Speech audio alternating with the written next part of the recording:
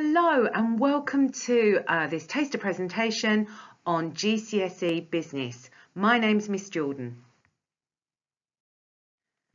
Now I have to ask you, do you have a trust fund of £60 million to live on for once you're 18?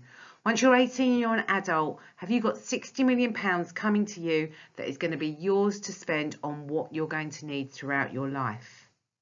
It's a big question. I'm taking that maybe you haven't. And if that's the case, at some point in your life, you are going to need to work in a business. And all businesses have the same basic fundamental functions, regardless of whether they are in the private sector, for example, like Shell or Primark, or if they are in the public sector, like Gravesham Council or an NHS hospital or even St George's School. All businesses and organisations have the same four basic functions, and that is what we study in GCSE Business.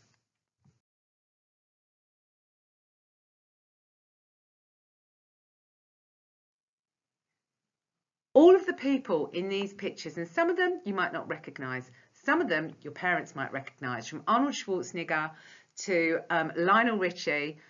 We have also got ministers, we have got sportsmen, so everything from athletes to movie stars to WWE people.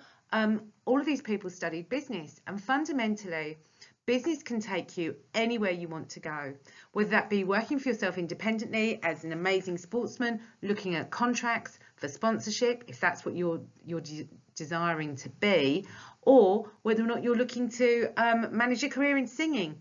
Understanding the fundamentals of how all these things work will help to make your career more successful, and also, if you're looking at running your own business, stop you being ripped off.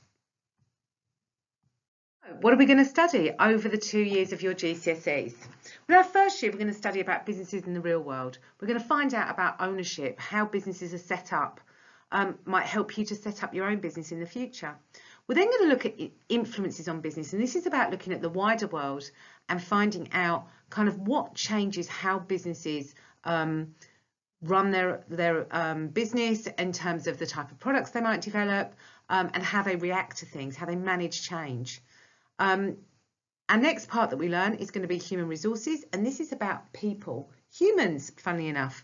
And we're going to learn more about employing staff, what employee rights are about, some of the legislation around that, and also about training, recruitment, all of those aspects, which is what a human resource department would do within a business.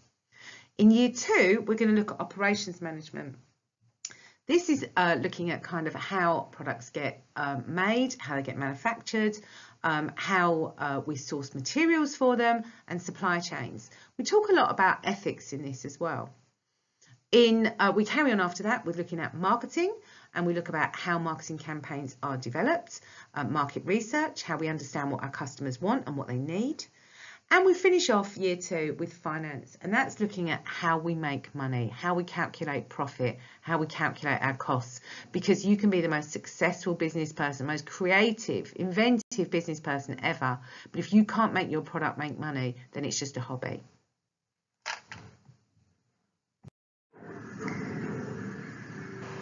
When we're teaching different units, we try and make them as practical as possible. One of the things that we do around operations is we set up production lines, and we look at how we can adapt different production theories into the workplace. In these particular pictures, which are some of very successful GCSE students who've gone on to study A-level, we're working on a cake production line, including packaging, marketing, and the top team, which I believe is featured in the centre photo, the biggest photo, were the winners because they sold the most amount of cakes. I believe it was Mr. Carey bought quite a lot of them for a meeting.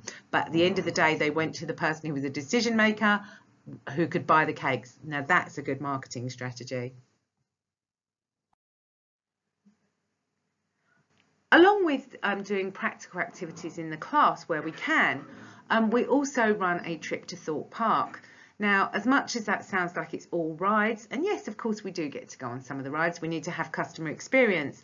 We also attend some seminars within that. We find out more about the operations, the marketing and the human resources of Thorpe Park and Merlin Entertainment.